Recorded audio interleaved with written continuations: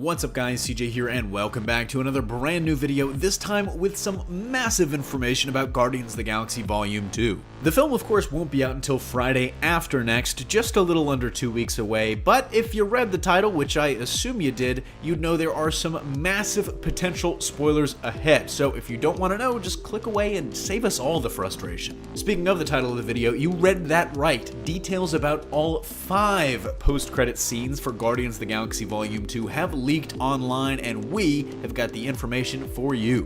While we have it on pretty good authority that this is true from 2 different sources, and it's also been reported by Furious Fanboys, take it with a grain of salt, at least until you see it for yourself. I haven't seen the movie personally, so while I have very good reasons to believe this is true, it might not be. Some of these have major implications for the future of the Guardians movies in the MCU. Some of them are just fun or callbacks, but everybody ready? Everybody here that wants to be here? Then let's get started. The first post-credit scene is the one we did a video on yesterday, the original Guardians of the Galaxy appearing in the film. Sylvester Stallone's character, Stakar Ogord, a Ravager leader, assembling his old team. That old team is Mainframe, voiced by an uncredited Miley Cyrus, his sister Alita Ogord, played by Michelle Yeoh, Charlie 27, played by Ving Rhames, the Future's Sorcerer Supreme, Krugar, and his right-hand man, Martin X, played by Smallville's Lex Luthor, Michael Rosenbaum. The implication here is that these heroes might show up in a future movie, potentially crossing paths with the Guardians team we're more familiar with in Guardians of the Galaxy 3, though that definitely remains to be seen.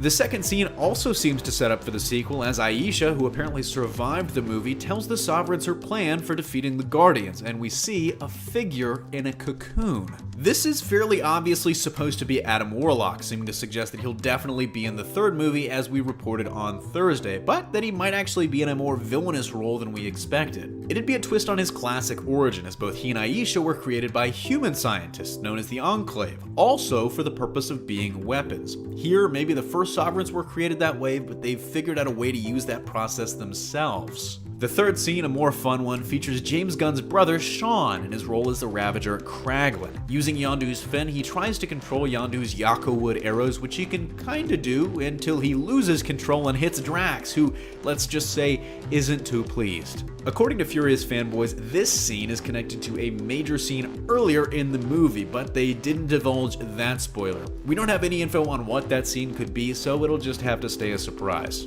Our fourth scene, a fun one and a callback to one of the last movie's post-credit scenes, sees a now older and bigger Groot playing video games on the Milano. But the fifth scene is the biggest of them all, and everything else pales in comparison to this one, as it's the culmination and confirmation of a fan theory that spans almost a decade. In this scene, we see Stan Lee in costume as a Watcher, with the unspoken implication that he's Uatu, the most iconic Watcher from the comics, as so many fans have speculated over the years as an explanation for how one man in the MCU is in so many different places. In the scene, Stan the Watcher is reporting back to his fellow Watchers, explaining his findings during his time undercover as a FedEx worker, which we saw at the end of Captain America Civil War. Watcher Stan is just so excited he's rambling and talking their ears off, and the Watchers, very bored, eventually all just kind of walk away, leaving Stan excitedly talking to himself. And I can't tell you how much I love